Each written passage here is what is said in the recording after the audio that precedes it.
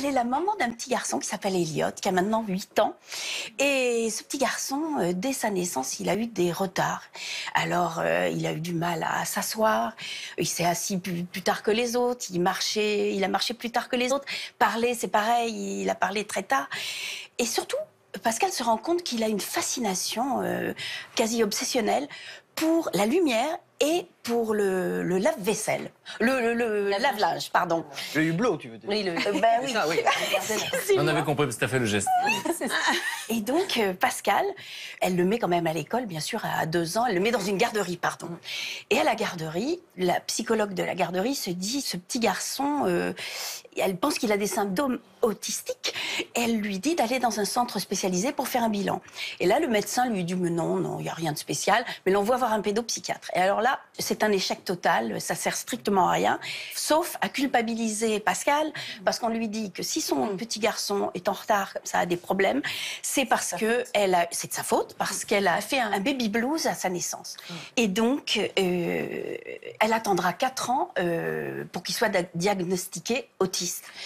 Et donc, précisément, est-ce que du coup, il est allé à l'école, cet enfant? Oui, alors quand il arrive en primaire, là, ça se gâte un petit peu encore parce que il ne parle pas, il n'est pas propre, et en plus, il pique des colères absolument incroyables, très violentes.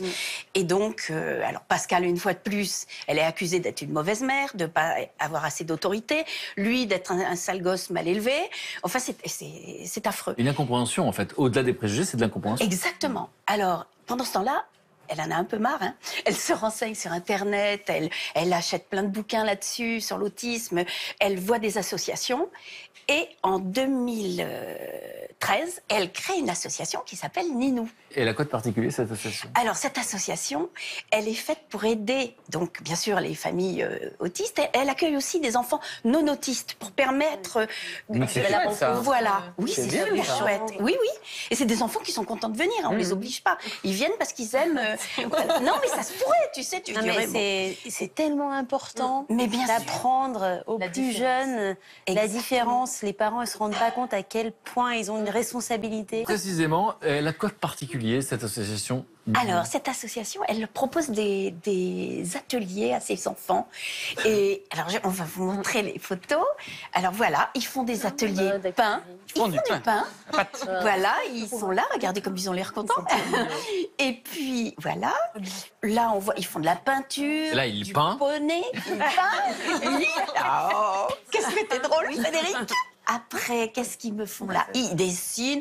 Regardez s'ils ont l'air heureux. La musique. Regardez, voilà, de la musique encore.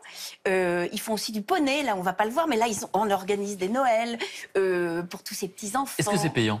C'est complètement pris en charge par l'association.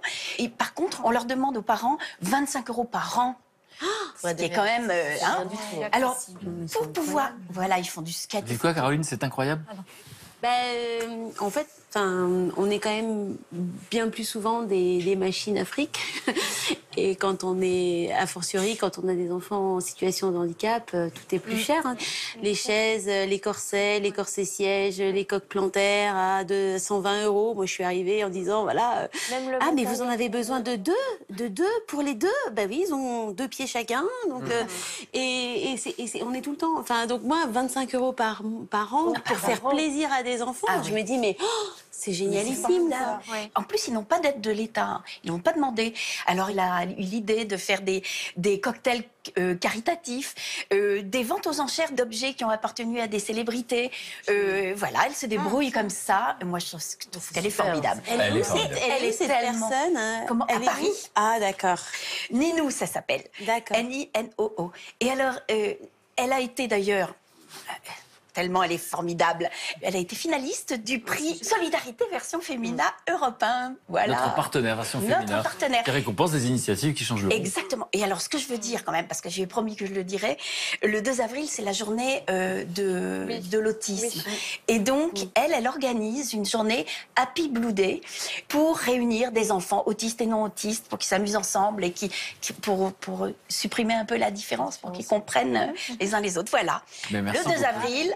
voilà. Tous les coordonnées sur le site de Millennium. Voilà, sur Millennium. Merci Brigitte.